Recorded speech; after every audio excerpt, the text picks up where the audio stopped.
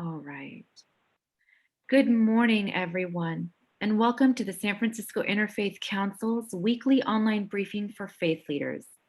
Today's focus, observation of Earth Day with the San Francisco Department of the Environment Director, Debbie Raphael.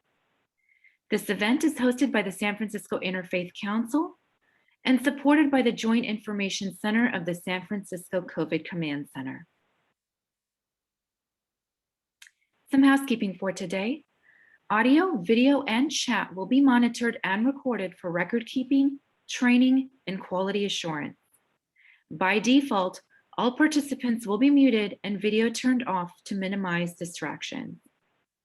For chat, to submit a question or comment, select the chat button at the bottom of your screen and send a message to Q&A. They will be shared with the speakers and panelists after the meeting for response. Thank you. Get tested, San Francisco. You can save lives and stop the spread of COVID-19 by getting tested through your healthcare provider. If you don't have health insurance or can't get tested through your provider, visit sf.gov/gettestedsf or call 311 for information on getting tested at a city-run testing location. A safe and effective COVID-19 vaccine coupled with continued preventative measures are our best tools to end the COVID-19 pandemic and safely reopen San Francisco. Go to sf.gov/COVID vaccine for information on eligibility, vaccination sites, including locations, and links to book appointments if available. Now is the time to come together, San Francisco. We've been through so much in the last year. Together, we can stop Asian discrimination, bias, hate, and violence. The COVID-19 virus has no race or nationality. It is simply a disease. To report a hate crime, please contact the San Francisco Police Department at 415-553-1133. And also a special note that the SFS San Francisco Interfaith Council is a co-sponsor of this program. And now, at this time, I'd like to hand the floor over to the Executive Director of the San Francisco Interfaith Council, Michael Pappas. Michael, the floor is yours. Elisa, thank you so very much. And we are so grateful to the COVID Command Center's Joint Information Center Virtual Outreach Team. Without your support and this platform, we would not be in the position to be imparting this important information that we have over the last 48 weeks plus to our 800 communities of faith and religious institutions. This has enabled them to make informed decisions on behalf of those under their care, and you have played an invaluable role in that. Good morning, I'm Michael Pappas, and on behalf of the San Francisco Interfaith Council, I want to welcome you to this week's online briefing for faith leaders. This morning, you are invited to observe Earth Day with San Francisco Department of the Environment Director, Debbie Raphael. This special weekly online briefing for faith leaders, hosted by the San Francisco Interfaith Council and supported by the COVID Command Center's Joint Information Center Virtual Outreach Team, will feature a presentation by Director Raphael about the need for humility and compassion in confronting the interwoven challenges of climate change and the pandemic.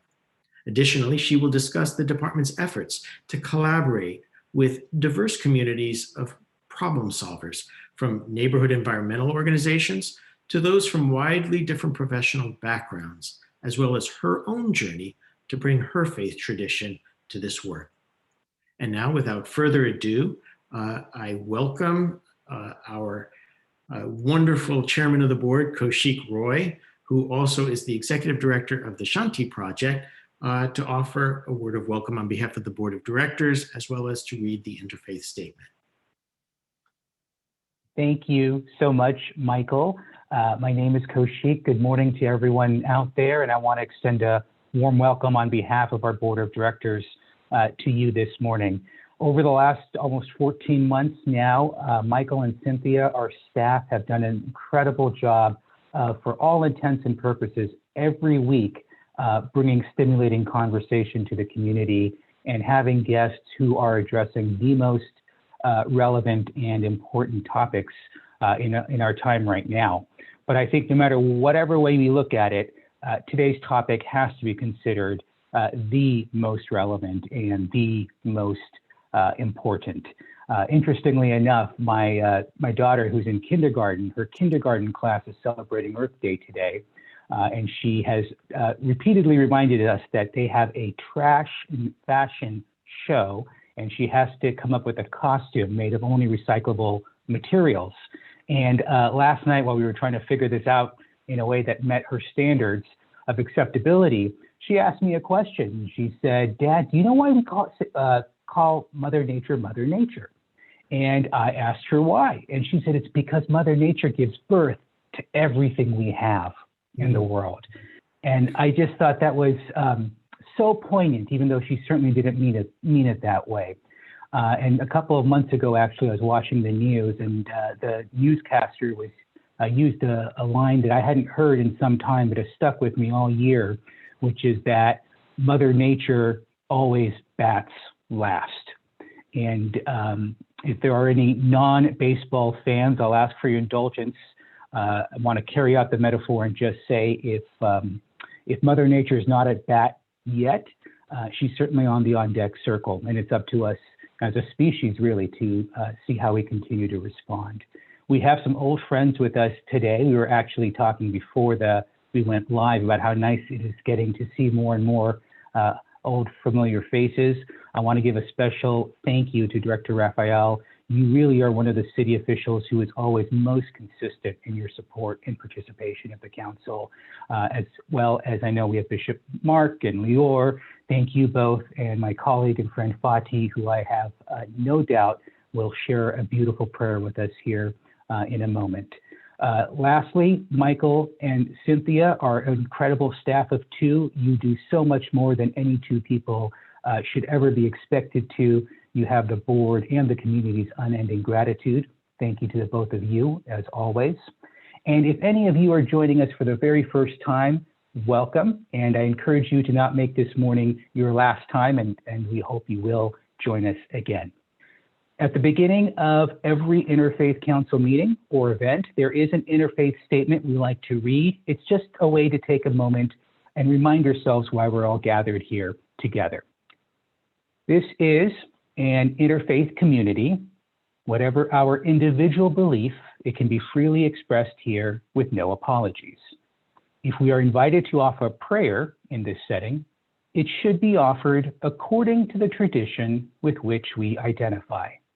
If we are invited to speak on a subject from the perspective of our tradition, we are free to do so without fear of offending those who come from another tradition. We come together as people of faith to learn from each other that we might better understand the multiplicity of faith traditions in our city and in our world. Good morning, everyone. Thank you so very much, Kaushik, and thank you for your leadership and commitment. You have been with us on almost every one of these programs. You've gone above and beyond the call of duty as a chair, and for that we are grateful. God bless you. And as we talk about blessings, it is my great honor and privilege to introduce a member of the San Francisco Board of Interfaith Council Board of Directors, Fatih Atesh, who will lead us in a reflective moment. Fatih is the embodiment of peace and love, and we find ourselves in the midst of Ramadan, and we fast with you today, and we welcome you, Fatih, to this platform. Thank you, Michael. I want to echo what Kaushik said. As a board member at the Interfaith Council, how I'm grateful to you, Michael, and the Cynthia, what you are doing every day, and uplift us together, bring the together us. Thank you. Assalamu alaikum. Peace and blessings upon all of us. My name is Fatih Atesh. I would like to share the opening chapter, the Fatiha, from the Holy Quran with you this morning. Bismillahir Rahmanir Rahim. In the name of God, the all-merciful, the all-compassionate. All praise and gratitude are for God, the Lord of the worlds, the all-merciful, the all-compassionate, the master of the day of judgment. You alone do we worship, and from you alone do we seek help.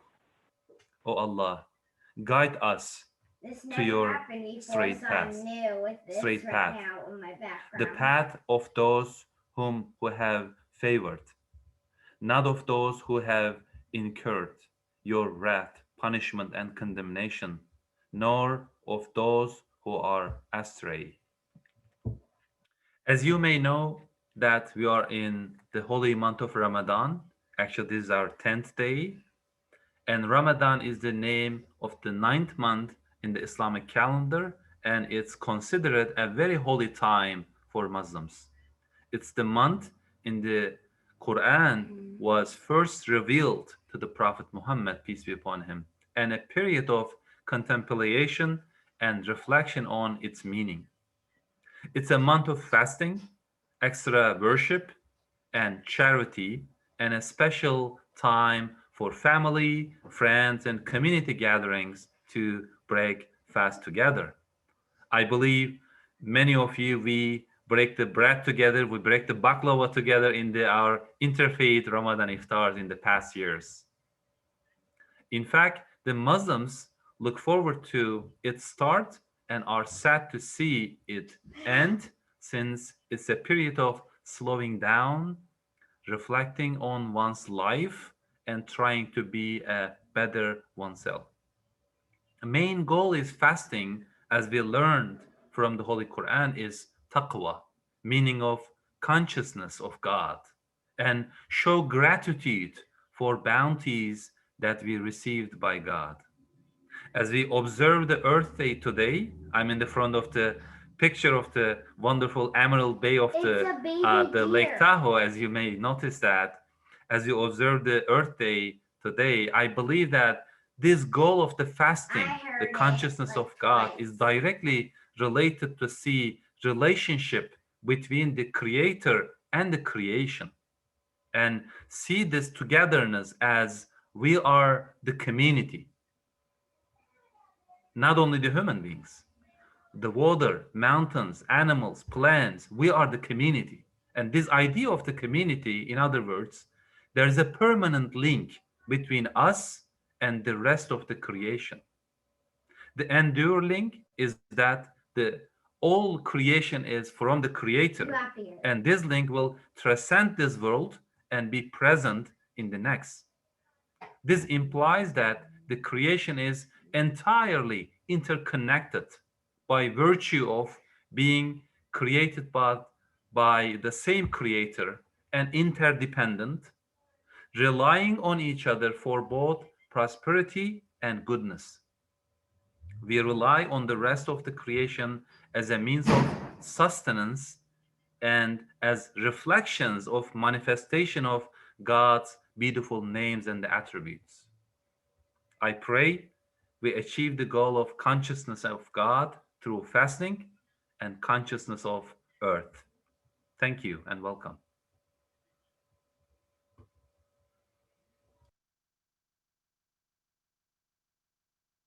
Michael, I think you are muted.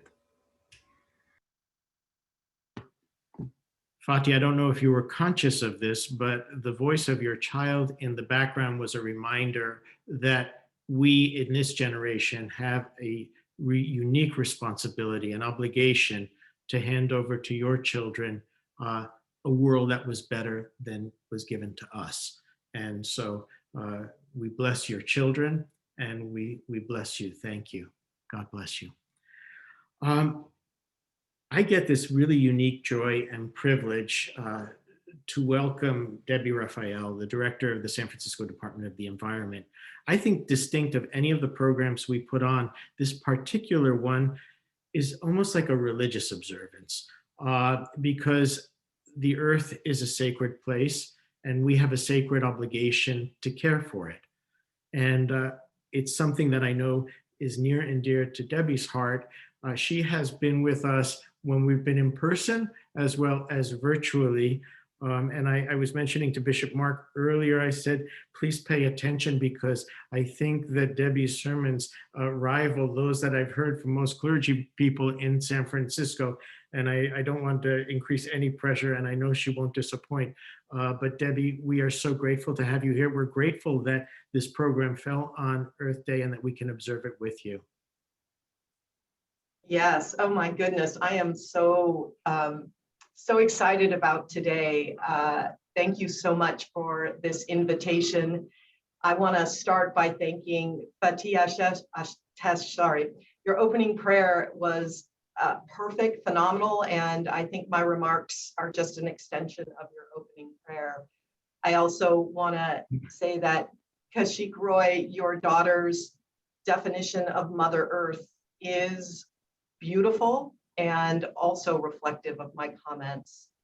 I would love to say and wish Ramadan Mubarak to our Muslim brothers and sisters who are celebrating this month and using this month as an opportunity to slow down and reflect as well. And Michael, boy, I don't know how to thank you enough. You are really such a key centering force in our city. This past year, we have seen different people rise and take a leadership role in ways that we might be surprised by and are deeply grateful for. And I count you as one of those people, one of those leaders of San Francisco. And I'm honored, as I was last year, and deeply honored to be joined by Bishop Mark and Leor Milgram Gartner of Interfaith Power and Light. These are two individuals who live by an environmental ethic and have such a deep knowledge that I'm looking forward to the end of my remarks when I can listen to them and we can start to have a conversation. So let me get started. My name is Debbie Raphael, and I look so forward to this day, not because it's Earth Day only, but because this is the one day of the year when I get to take off my bureaucrat hat a bit and get the chance to more deeply reflect on the meaning of my work, of our work here in the city and county of San Francisco. Every year I look forward to this Interfaith Council tradition because it's a chance around Earth Day to share our current thoughts, how we're doing, where we need to go, what are the challenges ahead, what are our accomplishments that we've already celebrated, and what do we need to do together to create a clean and healthy and livable world for all beings, just as God intended. So this space allows me to share the wisdom of all of our faiths as we navigate this world together and learn how to respect and treat the planet. So last year, I addressed you from a very different place. I was at the Emergency Operations Center in Moscone, and I was there with hundreds of my fellow colleagues from city departments.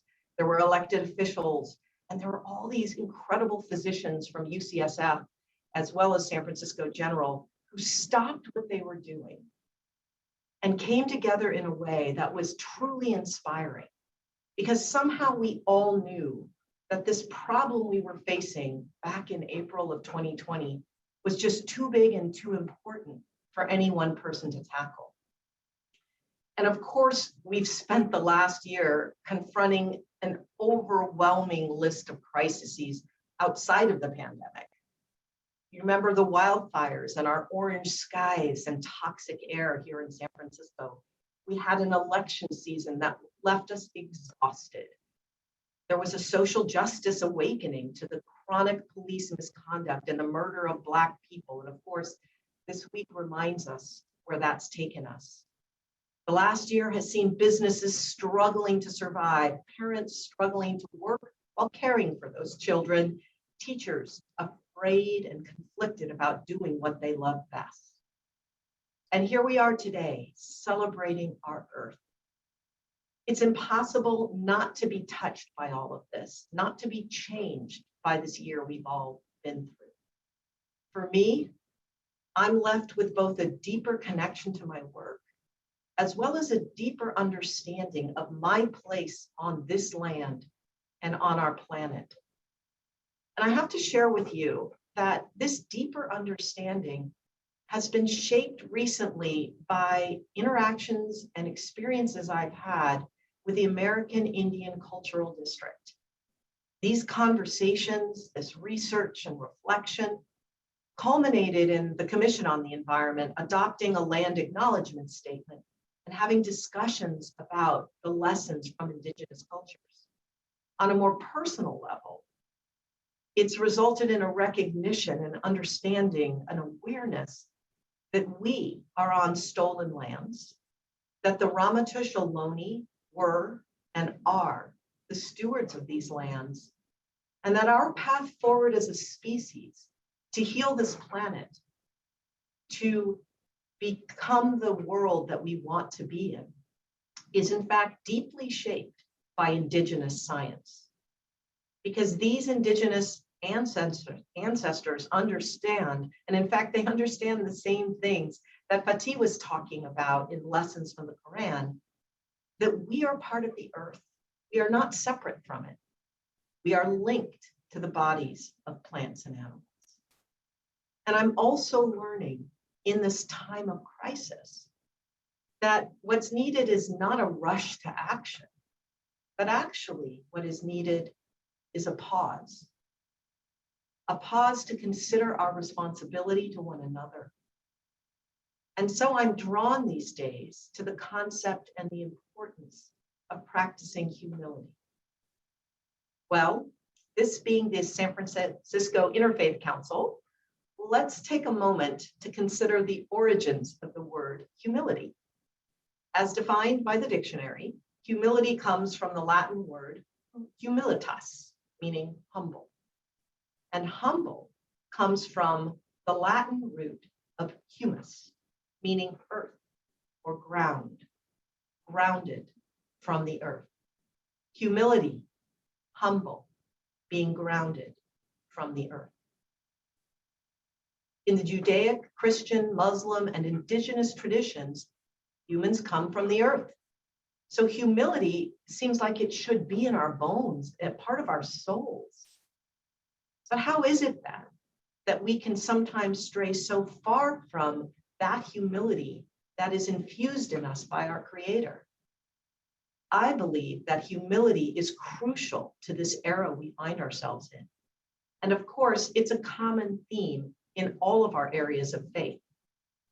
And so my reflections on humility, being of the earth, led me to reflect on the story of the origins of the earth, the story of Genesis. Now, I couldn't help but notice that God calls creation good 6 times before humans are even created, which makes me think our Creator must have had some idea that nature has intrinsic worth. And who are we to argue with that? Maybe we aren't, in fact, the center of the universe, but the icing on a perfect cake, or even just an afterthought once a perfect world was put in place.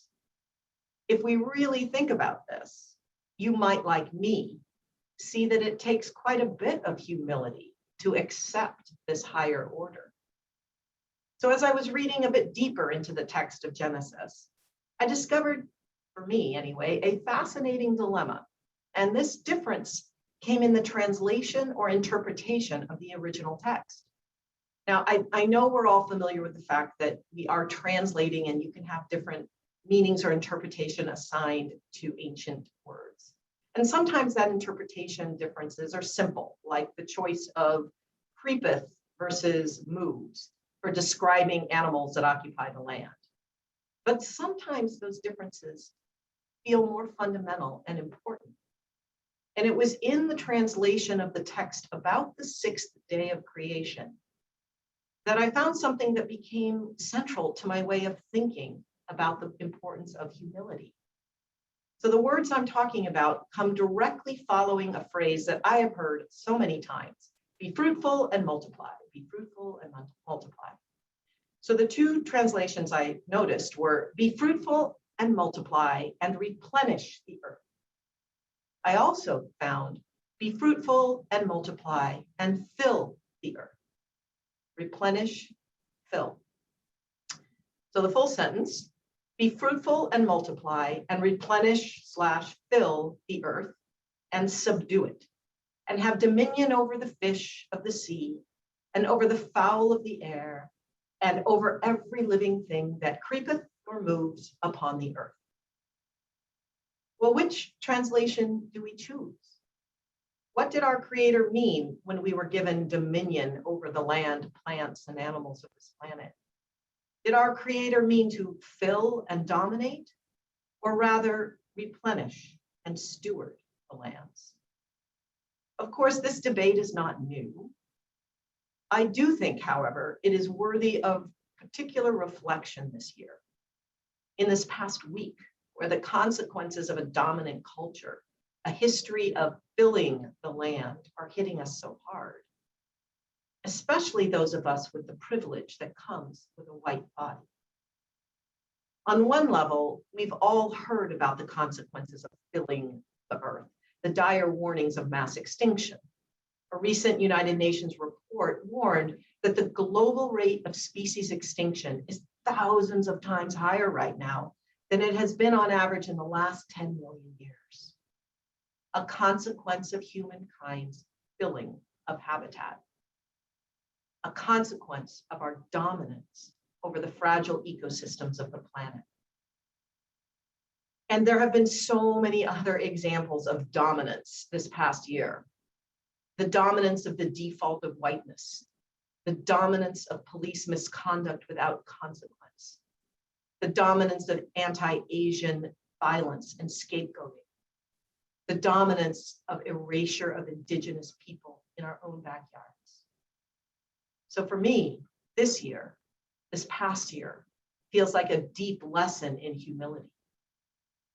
And a lesson of the pandemic this past year is that everything is connected. The social fabric of society impacts the environmental well-being of our ecosystems. Filling the planet has consequences. Habitat destruction not only kills plants and animals, but allows disease to run rampant.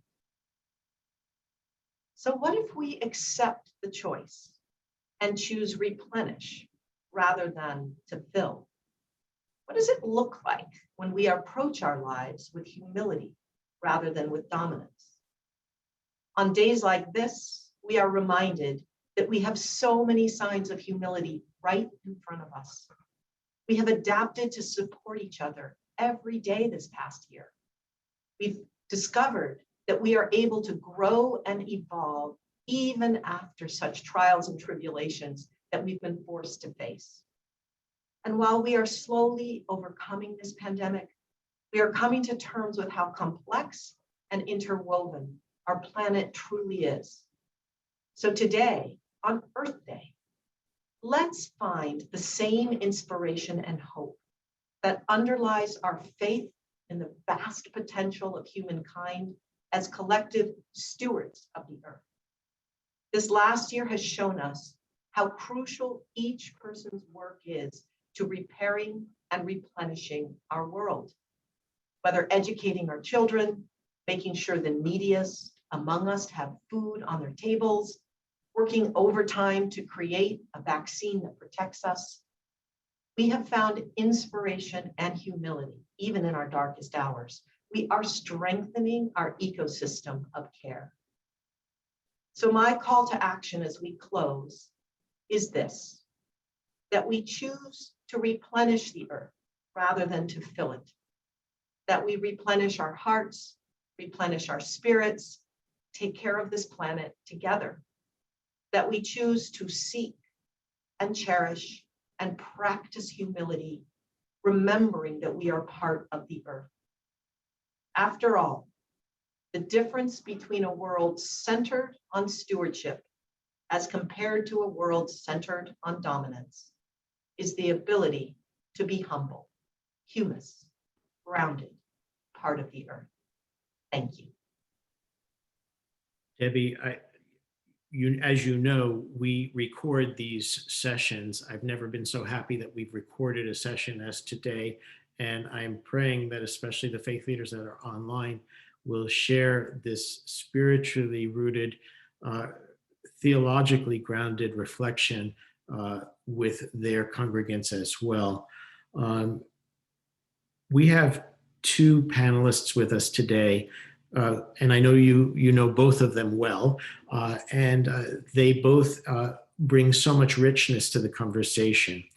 The first, when I think about Mark Andrus, I think about a line in the New Testament that says, "Show me your works and I will show you your faith." I mean, this is not an overstatement, but I think that save the ecumenical patriarch of Constantinople, His All Holiness Bartholomeus, Bishop Mark is the embodiment of commitment to the environment and climate change.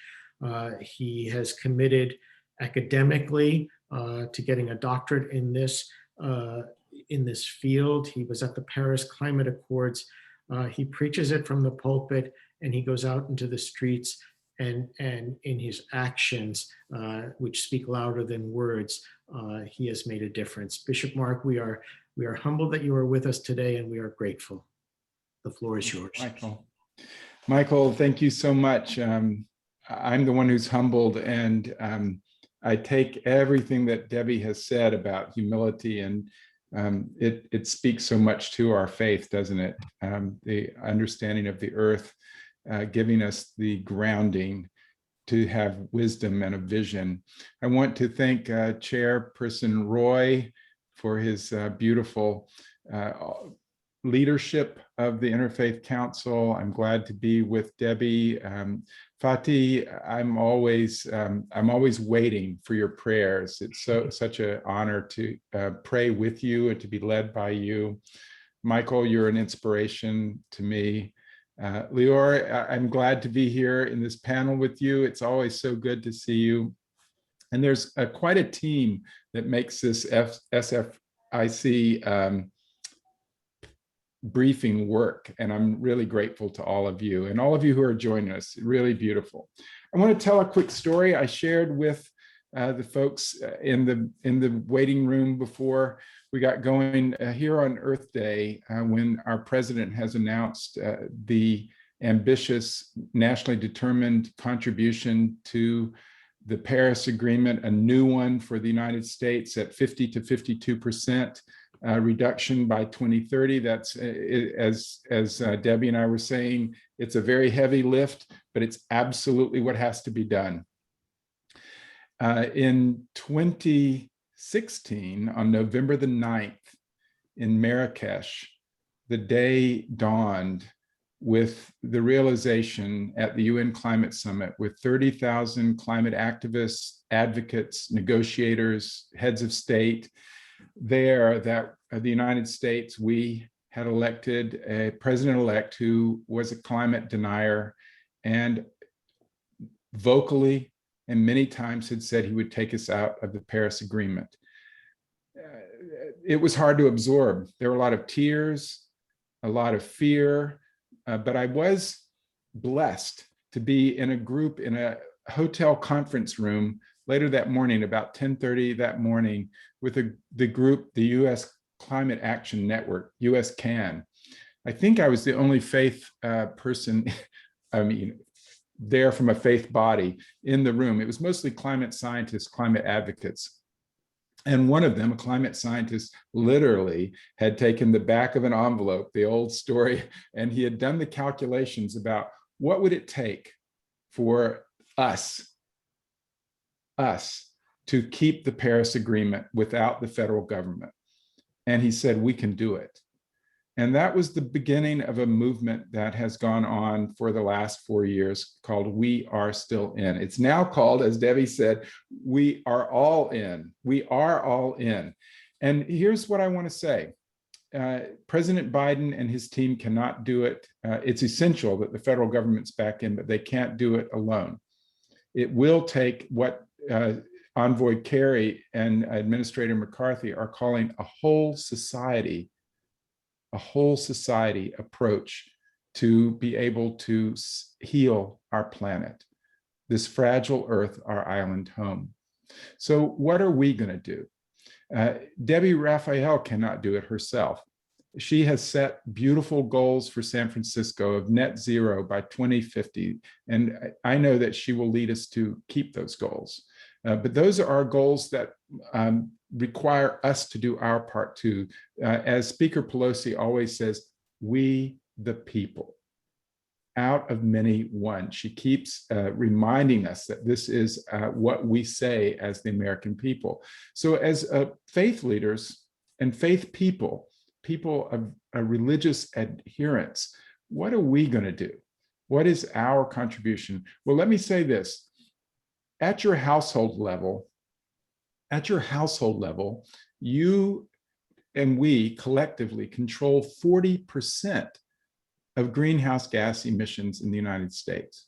So learning to live in a way that is humble, that is grounded, that understands that reducing our carbon footprint is not a negative thing that hurts us, but rather restores us to the proper place that we are in the world, which will make us happier and more satisfied. It's not going to be, it will be painful only to the extent that removing that which is false is painful. That is, pulling off the false self that has never been good for us.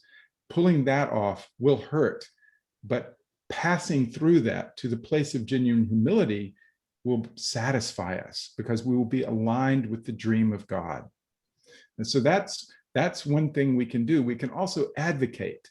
We, the people, can advocate for the policies that are needed at a federal level, at a local state level, and at a local level. And we know that we have amazing advocates and partners in people like Debbie. So the whole society approach depends on all of us. Finally, particularly important, we need to remember that what we bring as faith people, as a sector of the whole society, is our faith. And we need to add that into the mix and not be ashamed of it or worried about it. Science and faith go hand in hand. They are two partners that make reality. So what do we bring when we say we bring faith? Well, one thing, we bring a moral stance in the world, and that moral stance is imperative. You and I know that climate-induced migration is going to really, really increase because of all the climate-related events in the world. Your congregation, whatever your religion is, whatever your denomination is a moral center.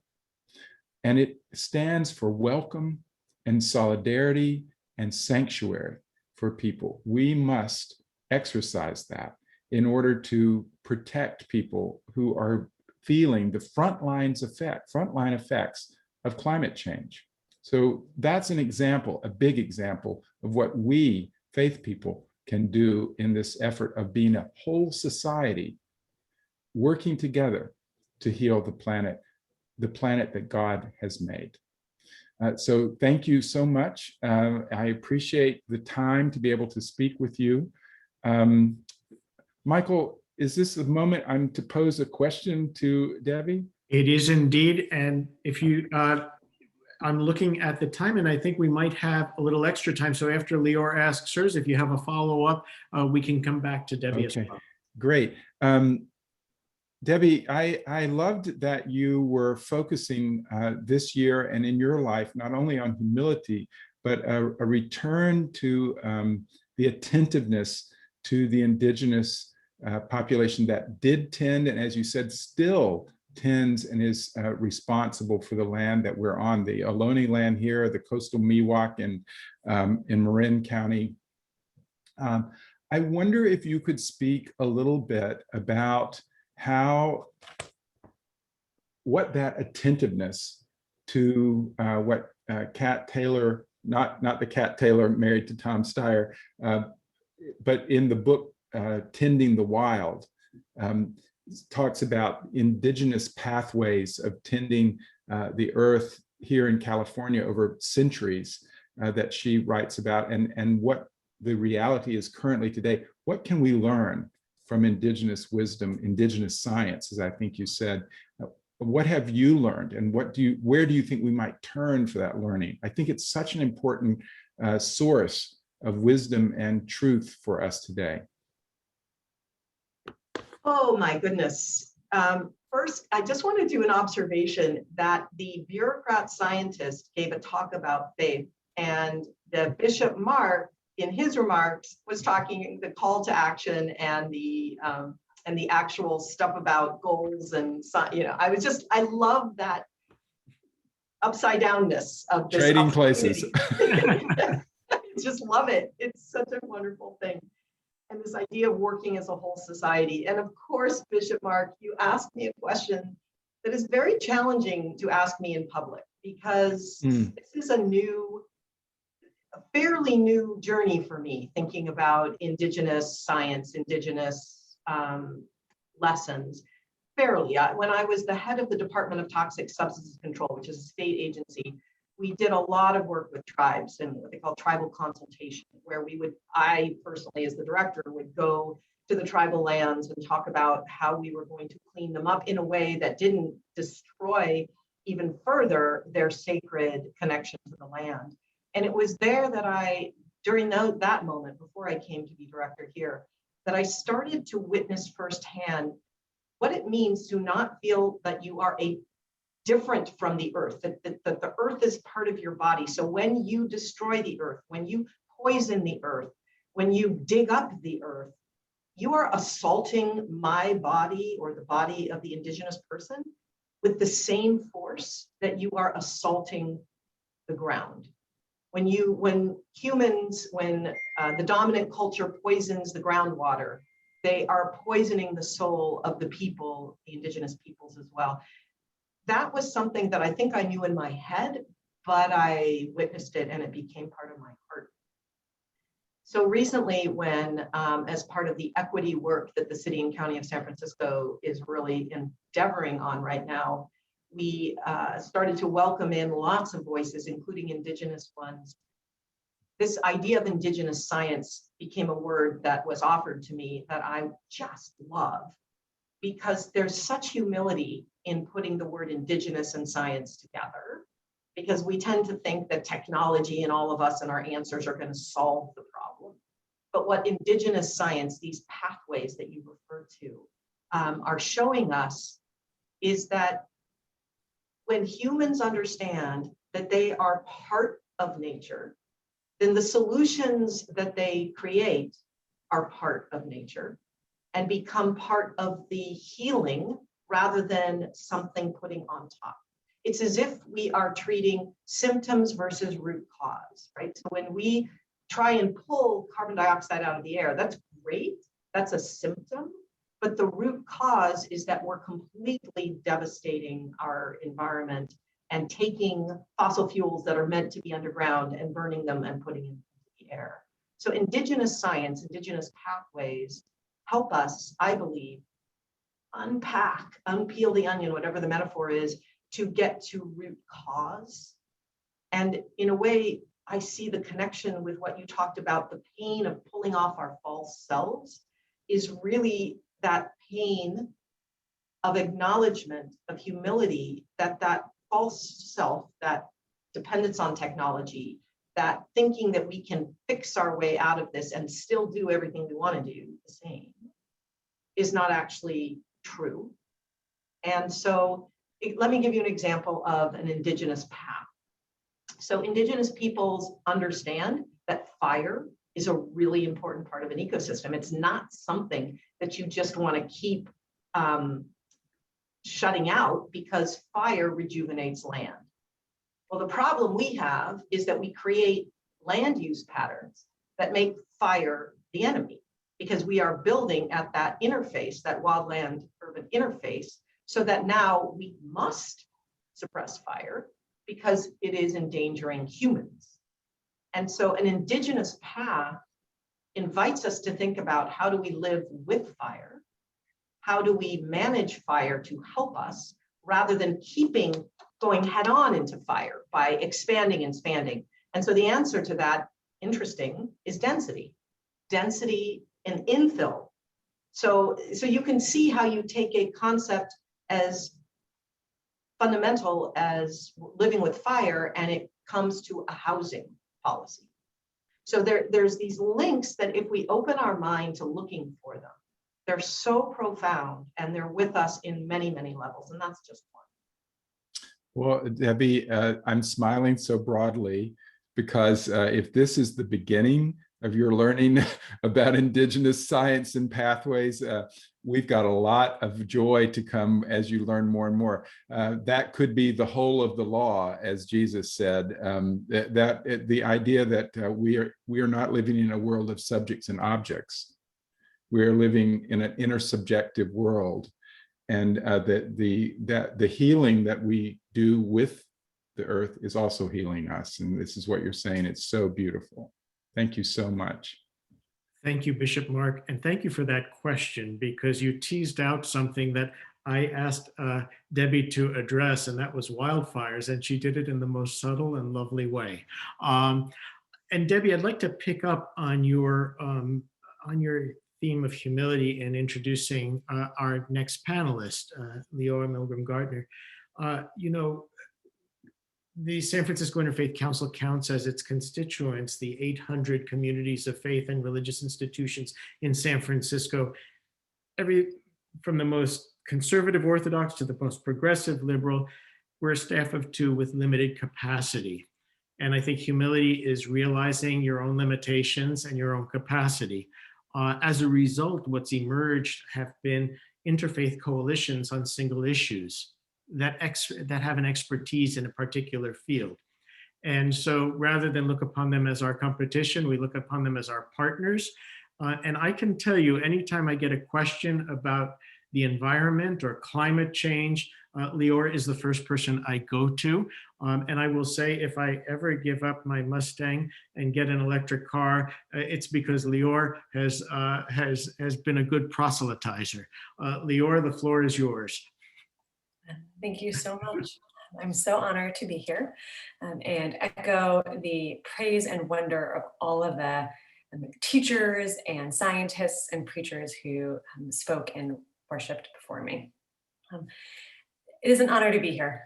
California Interfaith Power and Light got started here in San Francisco, and we have over 700 member congregations across the state taking on the moral calling that the bishop spoke about, and hopefully and are working to embody the humility to deeply take on the climate crisis.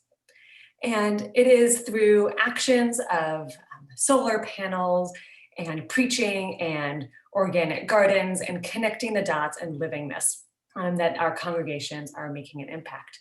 And because we were started here and because of the Interfaith Council and the work that is done, I think there are over 70 congregations here that we consider part of our network.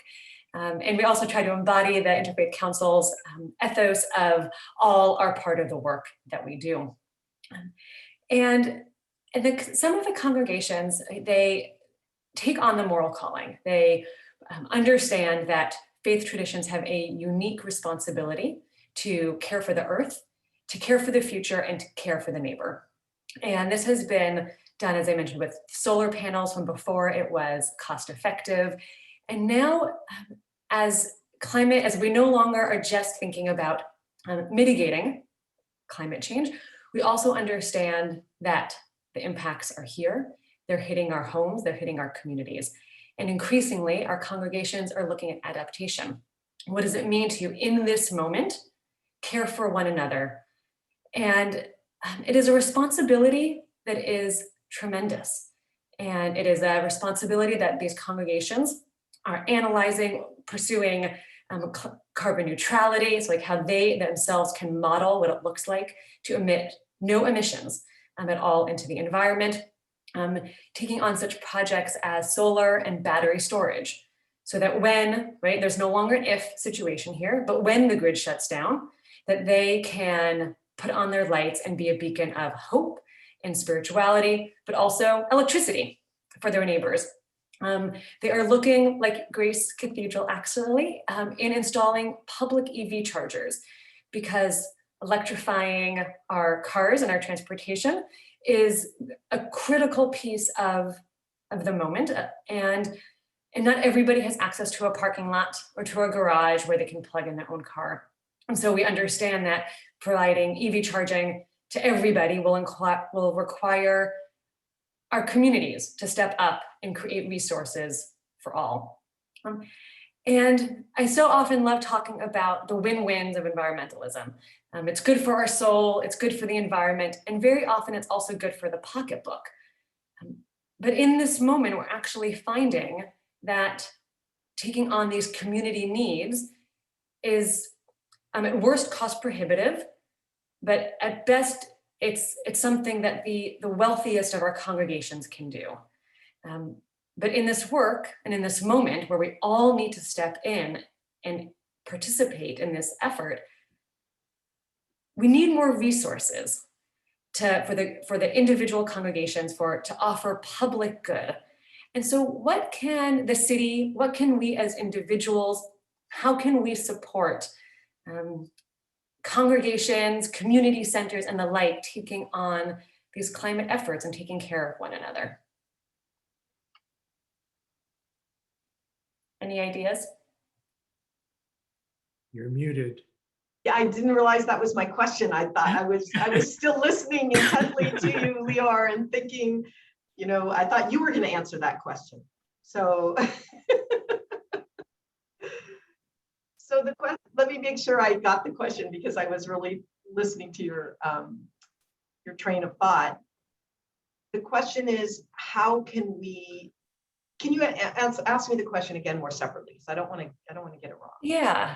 So as we have, and with this community, we have congregations who are ready to step up. They understand their moral calling to care for their neighbor, to care for creation, and want to take on these tremendous climate-based efforts to both mitigate and adapt and create public good resources that are housed in these houses of worship.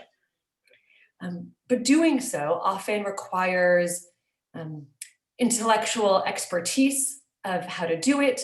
It requires extra finances to make it possible, and partnerships with the community. And so kind of in my Rolodex, we have congregations that want to do this work and are ready to lead the way, but are finding barriers to implementation. Yeah, so Lior's question is a lot of rubber meets the road. So we've got a situation where we have motivated people, we have an institution that can actually accept funds and can disperse funds. So we've got the infrastructure in place for action, but then there are barriers for actually realizing what you want to do. And in San Francisco, I have to say, we have some particularly tough barriers sometimes. Everything, I believe, is a blessing and a curse. So the blessing is that we are a dense city, and therefore that is really good for the planet. The curse is we are a dense city, and every inch of sidewalk, every inch of space is very expensive and has a lot of pressure and competing needs for it. And therefore difficult sometimes to set aside parking spaces or parts of a building, rooms in a building for a battery, if you will, if you don't have an automatic place for it. So these are the curse part of being in San Francisco. The strength of being in San Francisco is that you have lots and lots of willing partners. And sometimes it's just a question of framing the question and the ask in a way that somebody can receive it and say, oh, I can help with that. So depending on what a congregation wants to do. So let me give you an example of where the example that Lior gave is so powerful. This idea of a congregation installing solar plus storage, solar plus batteries, so that when the power goes out, that building is still operating. That building maybe even has your kitchen working and your refrigerators are working. So you can store food or you can store breast milk for someone. Your outlets are working, so somebody can come in and charge their phone. Somebody can use an oxygen tank. There's so many benefits that a congregation, a building can offer the community just by having that energy source. That the more we can do that across the city, the better. Now, those batteries, solar plus storage, does have some costs associated with it. It has costs, it has technical needs of assessment, but you have a partner in us, the Department of Environment, and you have a partner in the San Francisco Public Utilities Commission. And the more we hear that that's an interest, the more we're going to focus on you. So I believe that the world is run by those who show up. And when congregations start showing up to the Environment Commission, to the PUC Commission meetings, and saying, you know what, we need resources. We want to be your partner. We want to be at the table. Here, we're going to give you this building, not give you the building, but we're going to make that building accessible to the community members around us, but we need your help. That is a call that will be heard. And I believe that Interfaith Power and Light is the perfect convener of that ask, as is the Interfaith Council. So showing up and saying, this is what we're willing to do. Let me give you another example, and Lior also intimated this. Access to public charging, but not the slower level 2. So there's the level 1, which you just plug into your house and it takes forever to plug your car. There's a level 2, which is a little bit more expensive and faster, but it still takes about 8 hours to fully charge a car. There's something called a DC fast charger, and a DC fast charger will charge a vehicle in 15 minutes. What we need, what I think is the need right now, is we need those DC fast chargers installed in publicly accessible parking spaces so that Uber and Lyft drivers can use them and therefore get out of their gasoline cars, so that delivery vans from small businesses can charge their delivery vans there. They may be able to afford the electric vehicle, but they can't afford the charger. And when we start looking at the congregation's resource as that kind of availability, we start to have the co-benefits that Lior is talking about, because the most polluting vehicles are those diesel delivery vans and the trucks. And who are they hurting most? They're hurting most the people who are vulnerable to asthma. So getting them off the road means that we need to help people get alternative vehicles, but more difficult, we need to give them a place to charge quickly so that it's functional in their business case. So if there are congregations that are willing to be locations for DC fast chargers, we have a grant right now, we just got it from the state of California, to do an analysis of how we facilitate electrification of the delivery system, because we're really trying from an equity standpoint to get those diesel car vans off the road. But our problem is we don't have a place to charge them. So there is showing up and telling us that what you need is the start to getting to working together. So I don't know and of course I can't guarantee everything, but boy, are we willing to write grants and work hard to move mountains to get you what you need. What a rich conversation. And thank you for asking that question, Lior. All that was going through my mind as Debbie was responding, I remember we had an interfaith service on the eve of Mayor Breed's inaugural, and one of her favorite pastors, Pastor Haynes, was brought in from Texas, and he spoke about Martin Luther King walking into LBJ's office and demanding a Voting Rights Act bill. And as Pastor Haynes said it, he said, you know, Lyndon Johnson looked at MLK and said, the political will isn't there, make me do it. And I think that we have a responsibility to go to government, not just show up, but to speak. And so I thank you.